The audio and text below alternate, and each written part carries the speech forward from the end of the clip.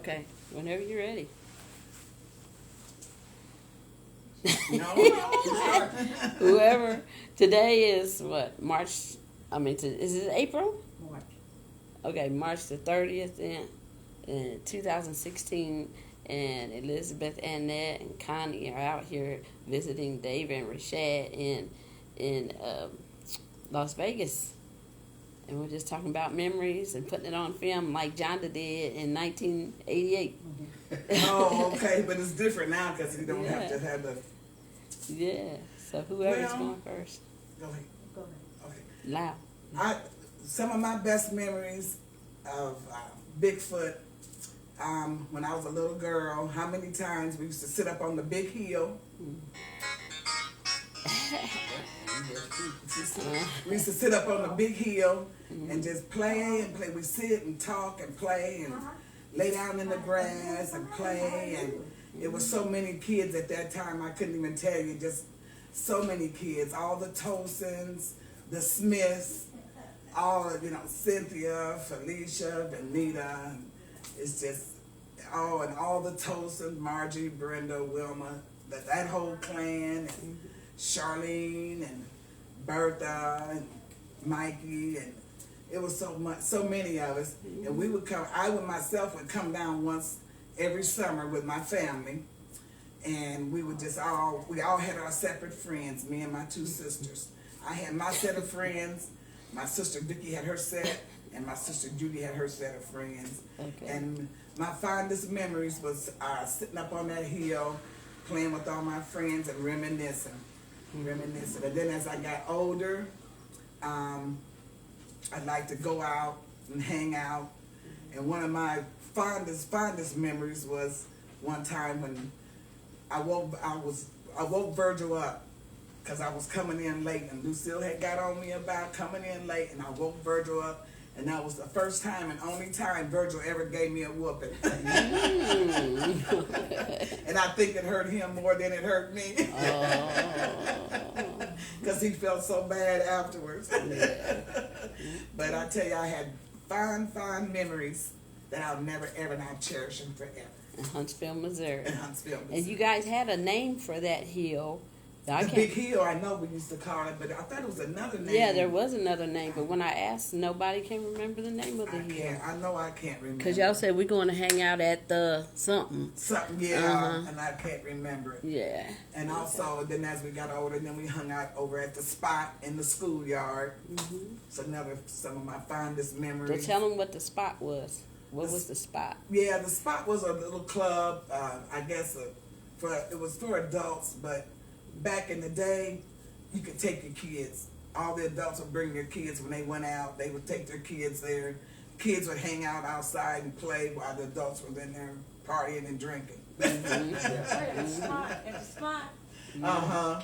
So it was like a modern day juke joint in the 60s. Yeah, that's what it was. In the they 60s. Had swings and sliding boards and all that outside, little merry-go-round. How do you remember? No.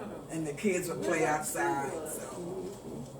But I have very fond memories back of Huntsville, and I'll carry them with me to my grave because I really enjoyed myself. Now you're back there to live. Yep, now I'm there living there. I thought I would never ever live there, but now I'm living there. I'm married to a wonderful man, Ralph Robinson. And he grew up in Huntsville too. I played with his sisters. And and then we got married about 6 years ago. So now I'm living there. Okay. So all right. I guess Huntsville was for me after all. Yeah.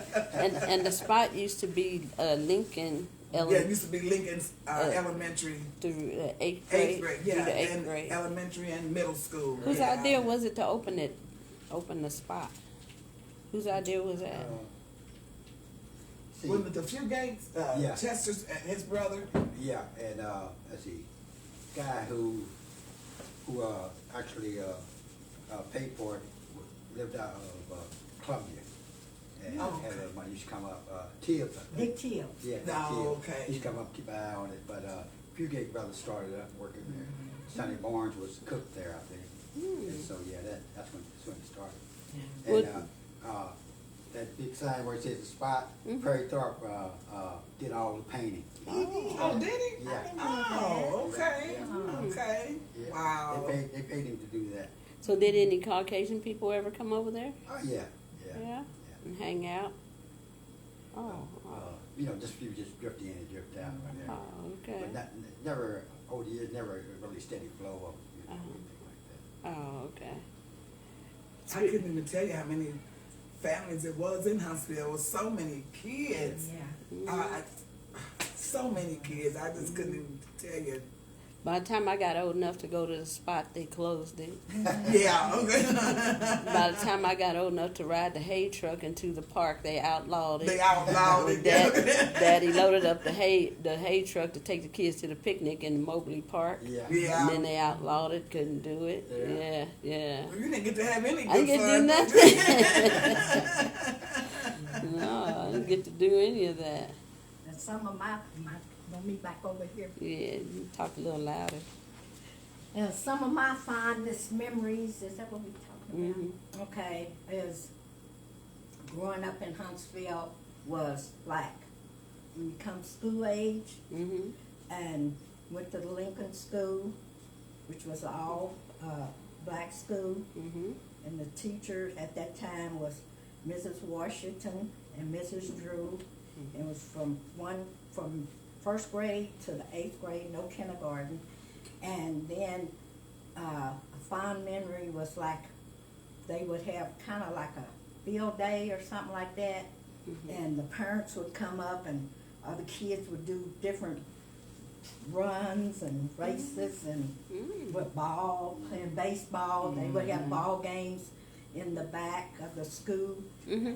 And the adults would play. Yeah. And Sammy Brown, he was a big guy, and he'd always hit the ball all the way across the highway. Wow. And they couldn't find it sometimes. They had to run across that highway and find that ball. But the adults and the children, everybody was just fellowship. It was just fun. Yeah. It was just a lot of fun and stuff like that. Oh, that's good. And so, also, in Huntsville, it was 3 black churches, and like they interacted with each other, like that. Mm-hmm. It was the Methodist church, the Baptist church, and the Holiness church. Mm-hmm. Okay, and so it was a lot of families, a lot of children, Come sit over here, Mom. a lot of families, a lot of children, and every year at the end of the year, the white school would let the black school have a bus, but the white school driver would take us to Kansas City or St. Louis for a field trip. For a day at the zoo and stuff like that. Wow. And back then they didn't have lunch packs and stuff, and they pack our lunch in a shoebox. Mm-hmm. And tied up. And then we get there, we eat our food. I don't remember what we drunk. What we had to drink. I don't remember that. Did we drink something? Maybe they had water faucets there or something like that. Wow. So that's a memory, that I remember that I enjoyed and stuff like that. I have a lot of them, but that's a fond memory. Yeah. And speaking of the Methodist Church, we go up there to their program, Christmas program. They come down to ours. Yeah. But I began to wonder lately, and I can't find anything on the internet about this. What was the tradition of the bag of candy where you get an orange, a piece of hard wavy candy, a loose piece of chocolate, and some nuts? Yeah. And how far back did that tradition go? Everybody got one of Each those. church did that. Yep. And they give it to the kids first. And if there was some left, they give it to Then the the adults could have some. Mm-hmm. We would have about half a pound in each bag. Mm-hmm. Yeah. Because that way anybody who came would get something if you weren't there to draw names. And that's what we do now. We give everybody a bag. We give one bag per family. Yeah, her family. So we had the kid come and get this. This is for your house, and this is for your house. Okay. Yeah, but we give the little kids their candy first, cause whoa boy. They gotta have theirs first. That's right. That's right. And I know another fond memory that I have, just saying, was when we would come down every summer. We'd come at the end of May, and we'd stay till after Labor Day. But then the Lincoln School, they would always start school before Labor Day. Oh. And so we were still there. We were still there till after Labor Day, because in Iowa our school didn't start till after Labor Day. But we would get to go to school with the Elizabeth and them when they and all them guys. Yeah, We get to yeah. go to school with them, and all day long, if they went to school, we get to go hang out with them and sit in their class with them Oh, that's until we neat. went back home. Did you have a black school in Iowa? Mm-hmm. You did? At Grant Elementary, it was all black school. Oh, okay. Mm-hmm. Wow. And I remember at Lincoln, you got spanked in what they called it whippings then. Mhm. A whooping, not a whipping. You Mhm. got a whooping. Mhm. If you misbehaved in school in the 1st to the 4th grade, Miss Drew, she would get you, or did she have a little switch sometime? And then Miss Washington, when you got to her grade, she would take your hand and bend it Right. back and Yeah. take that paddle and pop, pop, pop, pop, pop, like that. Did you get a whooping? I got a hand whooping that time. Ooh, that's a better. Gucci, Barbara, and I took crayons and draw Miss Drew and Miss Washington on the sidewalk. And Miss Drew, she had a big behind like me.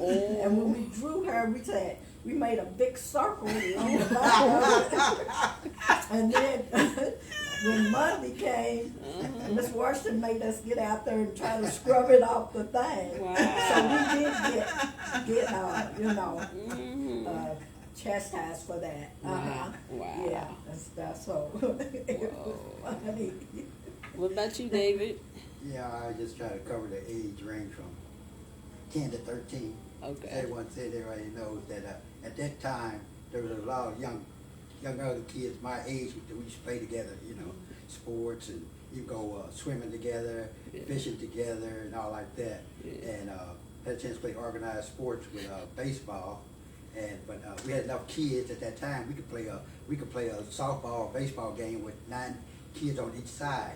Okay, yeah. We could play basketball all the time, and in the wintertime we could play football. We had one close friend of mine named David Lee. We used to watch golf, and so we go out and try to play golf with made up equipment and all. Wow. But yeah, that was a lot of fun, and so had a lot of fun memories. And you worked the hayfield with our dad. Yeah, worked the hayfield, and at 10, 12, 13 years old, kept a little money in my pocket, made it in the summer, and it usually would last me until the next spring. Wow. And had a chance to buy my own clothes at 8, 9, 10 years old, Mm. and yeah.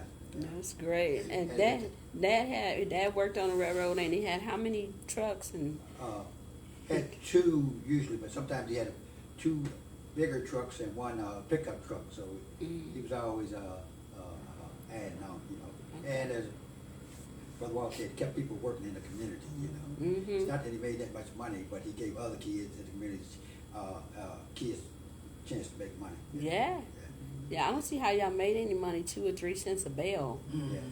It's per person? 2 or 3 cents per person per Well, bale? I started at 8 years old. I was making half cent a bale. So a truckload would be 100 bales, so I was making 50 cents. I was just driving. Wow. And so as I got older, then eventually making 3 cents a bale, Yeah. And it helped me, building that strength up, helped me in sports, Okay. Wow. I remember Dad taking the boys to the hayfield, and I said, "Daddy, I want to go." And he said, "You can't go. You're a girl like that."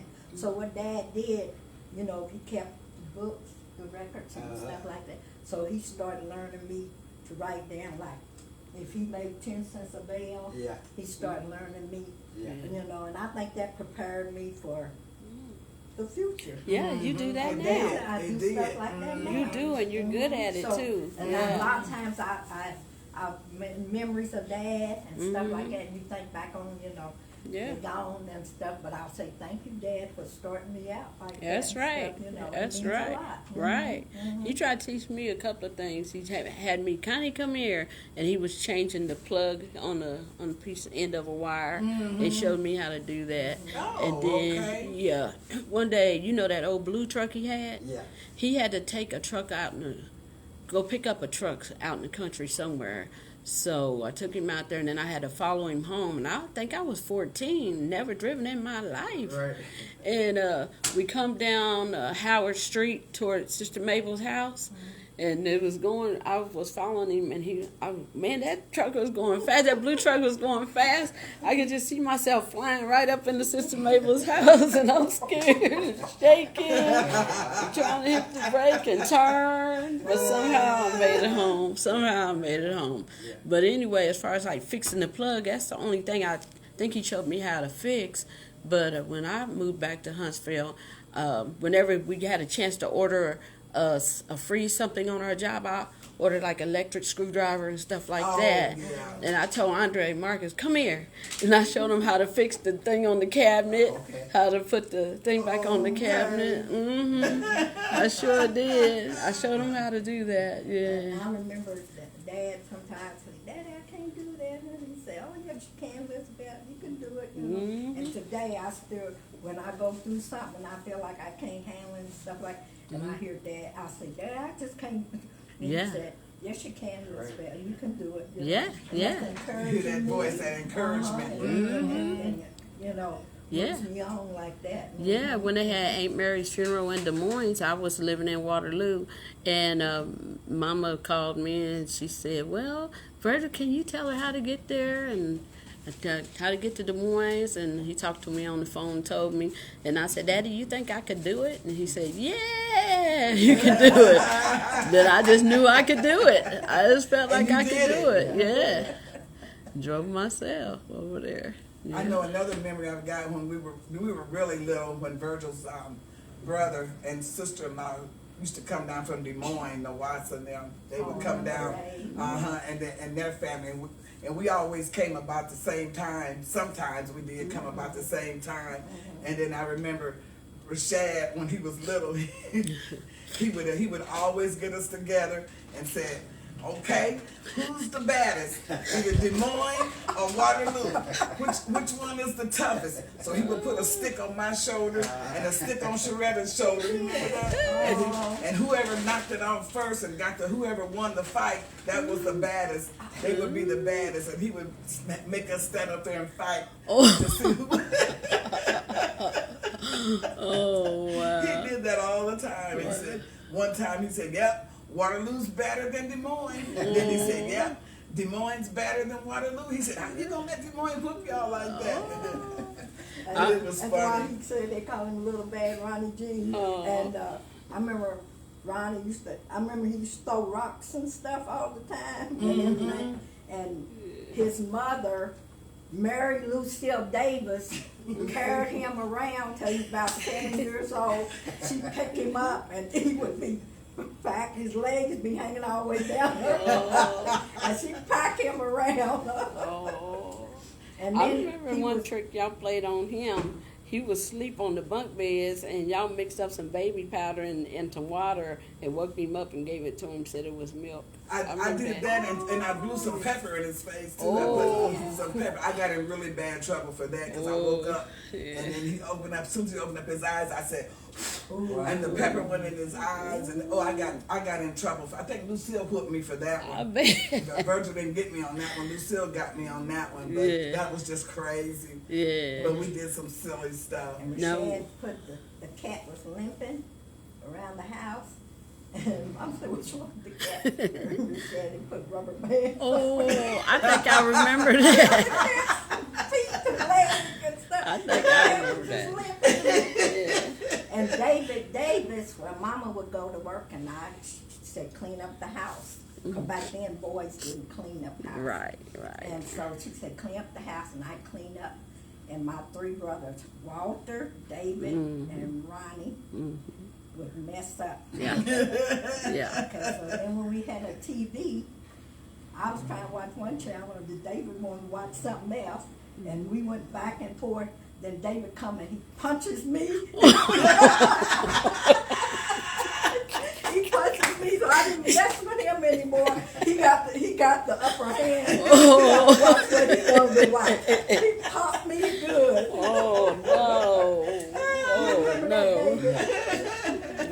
Mighty Mouse was on, every Saturday. Mighty Mouse, yeah, you gotta watch Mighty Mouse. And another side of that story, I think Mary had the piano lessons, and they wanted me to turn the TV off. But Mighty Mouse was on.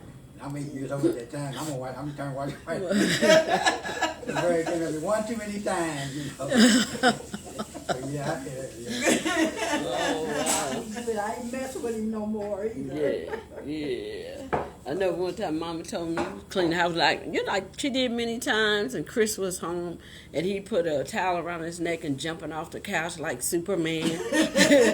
So I was in the living room trying to sweep and I had enough, and I held that broom like a gun. I said, "Hey, get up against the wall." I think you were in town then. I said, "Get up, put your hands." Get up against the wall. Don't you move. And Chris started, "I hate you, Connie. I hate you. I hate you. I hate you."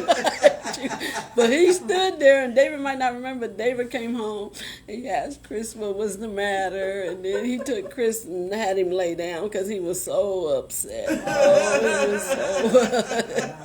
But I used to think that Chris was an alien sent to torture me.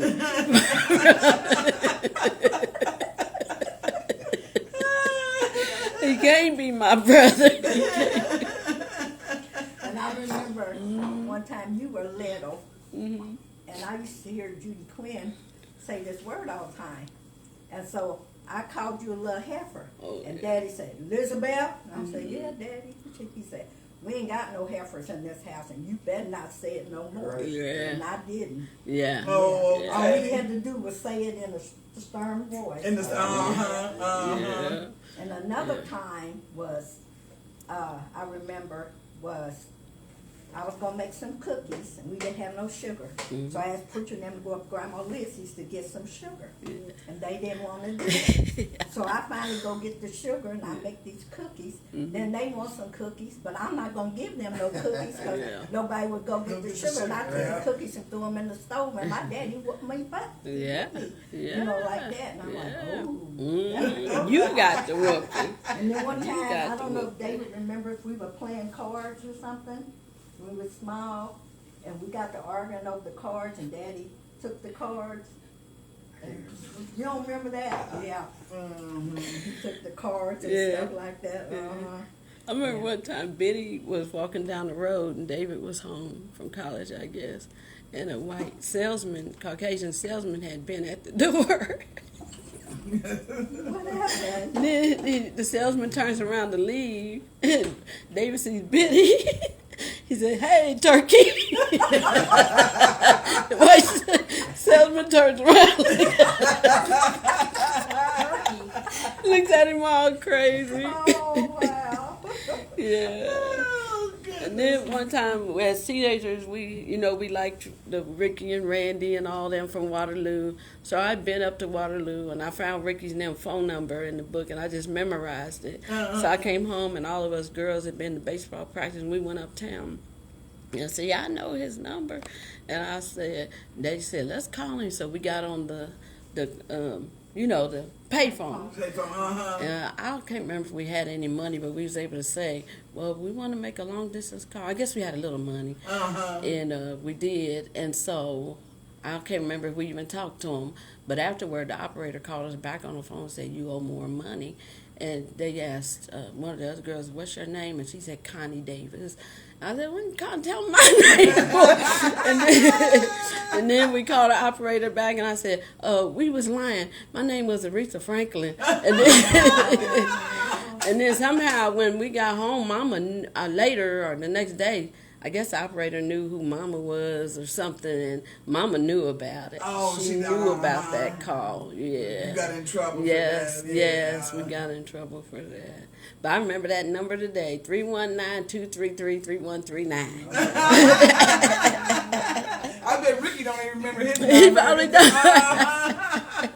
You'll have to ask him at the reunion. Yeah. You remember your number? They told me when I found out that they was in town and I had a little piece of money, I'd run to the store, get some candy, and go down there and sit on their grandma's porch and wait for them to come outside. Oh, you would? Oh, Sister Mabel? Oh, Her really? Dimple. Her and Dimple? Like one of them. Which Yeah, one was it? Randy.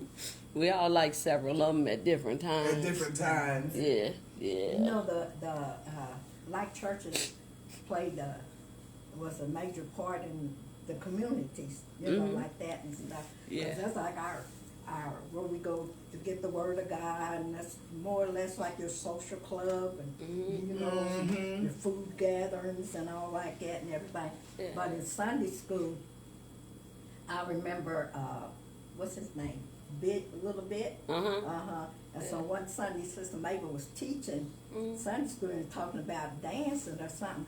And little bit said, "I know how to dance." She said, "You do?"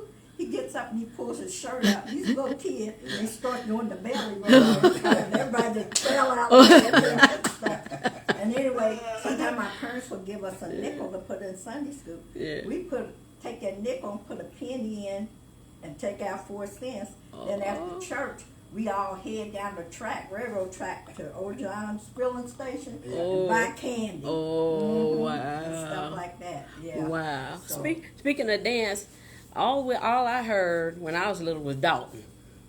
Dalton. Yeah. What in the world was going on in little old Dalton? Yeah. Dalton was a juke. It was a juke joint. Yeah. And it was kind of back up It was up on the hill. on a hill. And I think each generation went to Dalton. Yeah.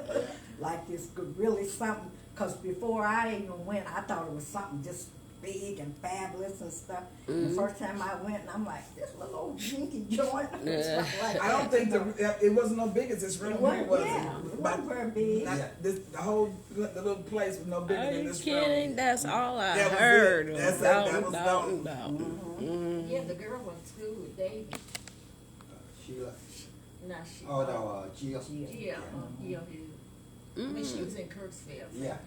Her parents ran it or something like that. Oh, really? Yeah. Wow. But it was always like a big thing to be able to go to Dalton. Go to Dalton. That was She's it. going down here lately. How far a drive was that? Dalton. From Huntsville, it's Between Kingsville and Brunswick. How far was that? Like a half an hour? Let's see, Kingsville would be about 21. So Dalton would be about 30. And y'all drove them old roads in the middle of the night. Drunk. Oh my gosh. How late did y'all stay out? Yeah, they still at 1 o'clock. About in the 1 morning. o'clock, wasn't it? Yeah. Wee. And we head back. yeah. And I used to got to go. They had the live band there, and they would play music. Stuff. I don't know if they did that later years. The live band, They yeah. still had the live band there and stuff. They had some kind of band, so it was always somebody that was playing, yeah. And when Mama was coming up, she got to see Cab Calloway at Moberly. Duke Ellington And Duke Duke Ellington. Ellington. and Ray Charles. Oh, Ray Charles, I didn't know you saw Ray Charles. Daddy really liked Ray Charles. okay. Yeah. In Mobley, he was poor, and he had these little girls trying to sing with him. Okay. Out there at the showboat. Oh, I thought it was at the auditorium. No, he was at the showboat. Is that the juke joint? No, that was place out there. yeah. It's kind of like a nightclub. Mm-hmm. It was Oh. kind of like a nightclub. Yeah. Showboat. Made like a big boat. Oh, where in the world was that? You know, right there, kind of where, like you're going out South Morley, Mm-hmm. and where that it's called Breakdown Ice House or something. Yeah, out there. yeah, It was right kind of there. out in that area. Mm-hmm. Anything left of it, or it's toured No, now? no, Burned it's down. not. Yeah, the nightclub was burned down after a certain period of time. Oh, And, wow. and I remember Aunt Evelyn wanted to take me and Barbara, and Mom kept saying, no, Aunt Evelyn said, I'll watch. So we got to go out there. I don't know if we was about 14 or 15, I can't quite remember. But we got to go, and I remember this man come up and asked me to dance, and you know, first time kind of scared. I said, no. Yeah. And so then he walked away, and he come back again. He said, can I have a dance? And I'm like, Never did a man. I don't know who this is. It seemed like he asked me like 3 times. I'm like, Yeah. And then he said, Elizabeth. And I'm like, how do you know my name? And then he said, I'm your Uncle Dave. Oh. And I said, my Uncle Dave. Then I looked and I noticed it was him, you know. Oh, wow. So then I did dance with him. But he kept saying it and I wouldn't dance with him 'cause I ain't dance with this man. I don't know who this man is. You a young teenager, Yeah. you know. So how Ludi met, how Ludi got Daddy. Where was Daddy first time you seen him? It was in Mobile at Orange Street Tavern there. Custard had it. I think Custard. No, who had it from Custard? I don't know. Well, the Huntsville boy made me acquainted with him. Him and Bertie was good friends. Okay. And you saw him at the juke joint. Yeah.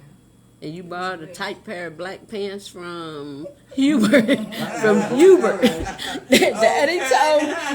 told me. You said you borrowed them from Hubert. And Daddy said you got the twisting around. Man, now one thing I could go back in time to see, I like to see that. What kind of dance was you doing, Mom? Show me. Show us. Well, what they have there, jitterbug and slow dance. You told me something about a pecking. Yeah, One time you told me it was a dance called pecking. Pegging it through the heads. Oh, okay. And Larry Dean used to come down and do the scratch. He'd start and then I just go remember on up like that. Go back down and scratch. You remember that? You don't know, they don't. So what's this thing you threatened this other girl that was looking at Daddy? You threatened her. Oh, it was a whole lot of girls. All of them had long hair. I can't remember. You didn't threaten her with a knife, did you? And one of them I did. Then I got scared. I was even scared at school. But she was a bad girl. Oh, wow. Wow. But you won.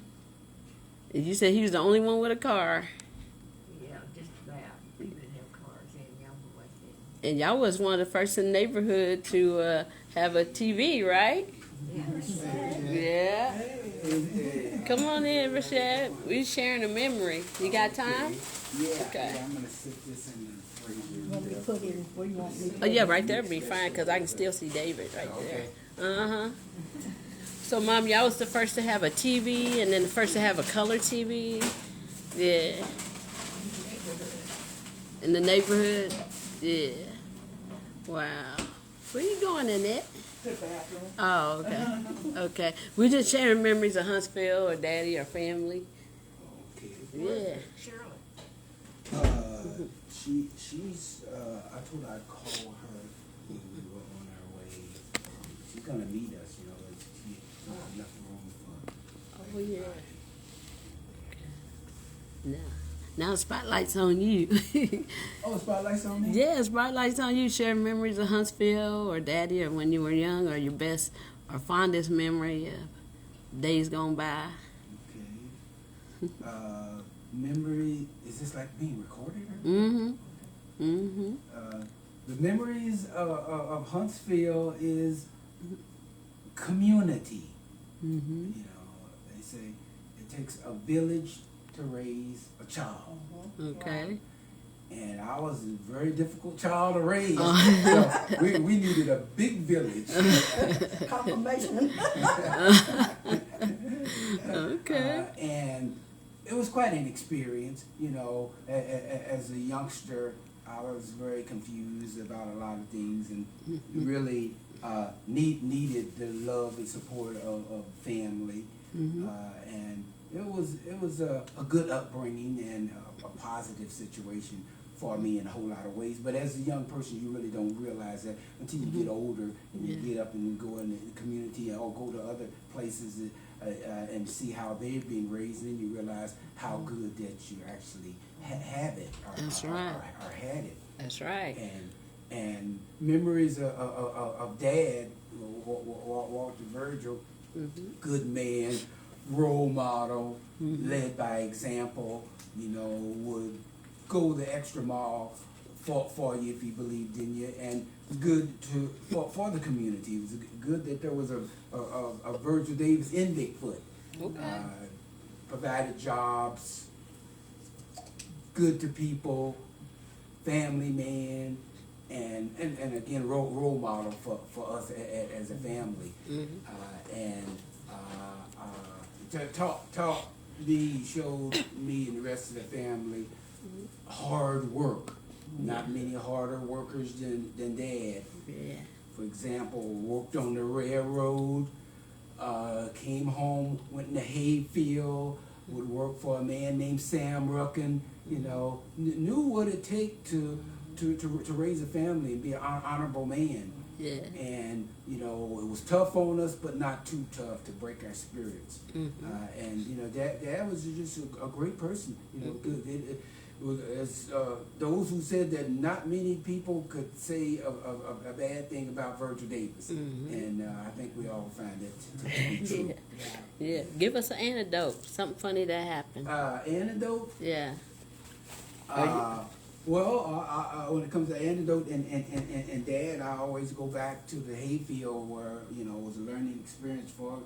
And when I was at the age, I don't know, 12, 13, maybe a little older, maybe a little younger, and we was hauling hay and was going to the barn.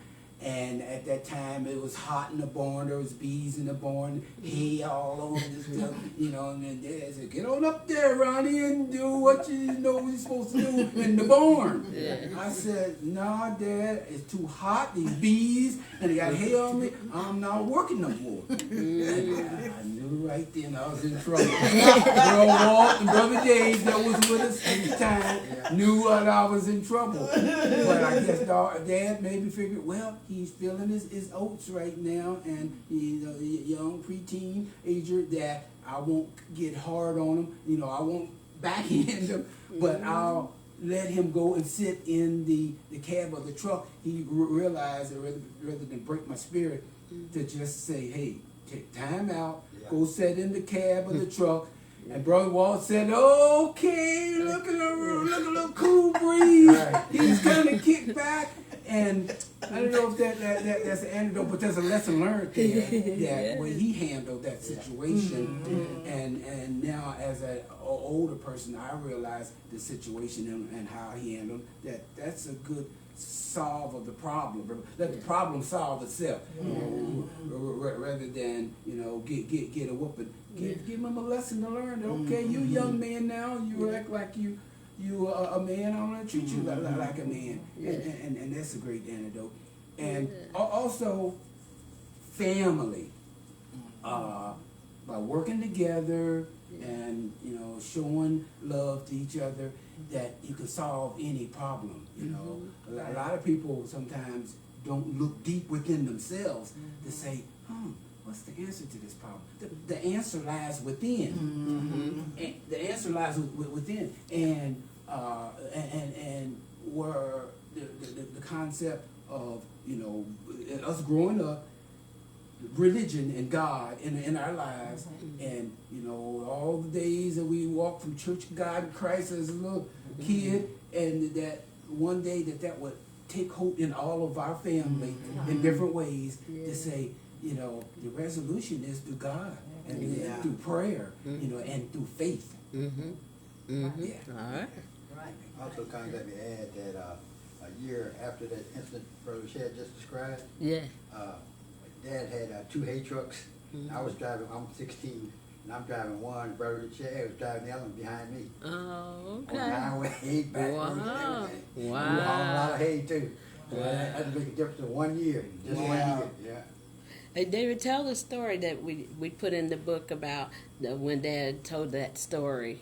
You said how Uncle James they was all good storytellers. And tell that story. Yeah, we were in the hayfield, and Dad had 2 trucks out there. Uncle James had his hay crew out there. And so everybody started taking a break, you know, under the shade trees, lined up under the shade trees.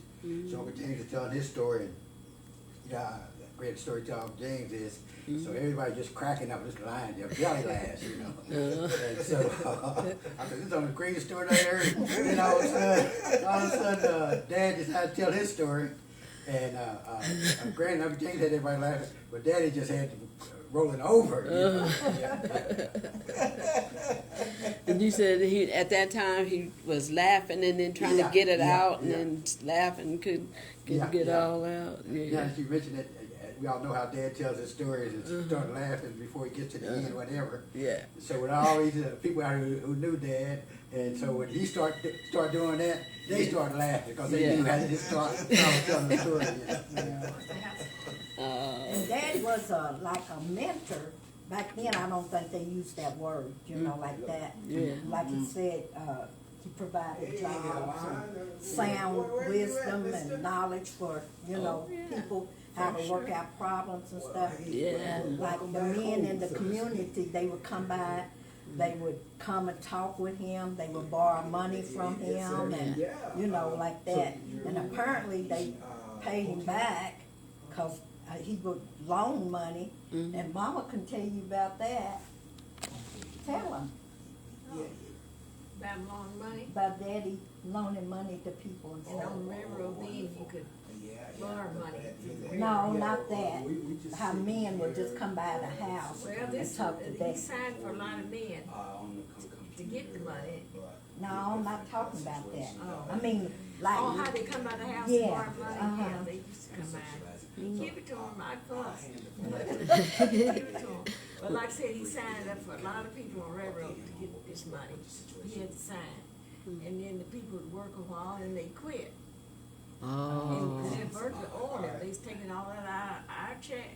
Wow. Okay, okay. So did he stop doing that after a while? I think so after a while. If he got birth. But I called the railroad, I said, they Yeah, get circus this money, last night. and then the person that's doing it is gambling it off, doing this, that. No, I didn't tell him whose name it was. Ooh. I saw the papa. Oh, okay. Wow. Wow. Okay. He signed for a lot of people, but they quit. Mm-hmm. All right, great. Money come out of his check. Mm. Oh, Because if you sign for somebody, you got to pay it if they don't. Yeah. And y'all said people wake him up in the middle of the night and ask him for a ride to Mobley and he'd do it. You get up and do it. Wow. Wow. So Dad was a very giving person, you know. And I don't ever remember him talking bad about nobody, like down in them, or I never heard that. Yeah. I never heard that, you Yeah. know, like that. Because if he did, as a child growing up, I never heard it. Yeah. Yeah. Yeah. That's good. I just remember him giving and, you know, showing people love Yeah. and stuff like that. Yeah. Okay. All right. Well, this ought to turn out pretty good. I think I'll take this and mix it with some other pictures and films that we have, if this will allow me to, and put together a really nice DVD. Yeah. Tell me something real quick about Aunt Evelyn. Tell me something real quick about Aunt Evelyn. Real quick. And then we're about ready. Okay. I'm trying to think. Well, I know she likes to take pictures. Yeah. She loved to take pictures. And her husband always said she walked 5 miles if they had a camera, Yeah. just to get in front of it, because she Yeah. loved to have pictures taken of her. She loved Yeah. to. She And was just love photogenic. She just loved to take pictures. and love to cook and entertain. Yeah, she loved to She had cook the and fat entertain. ladies group party. Remember that? Yeah. Make it really nice. hello, everybody. Oh, She was gonna okay. say too, Elizabeth was and gonna say. Aunt Evelyn was.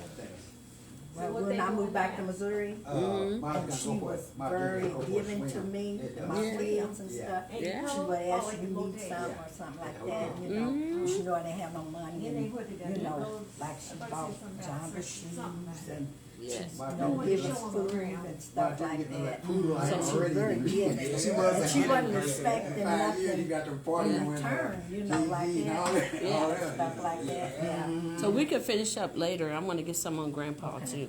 Once we do finish it up later.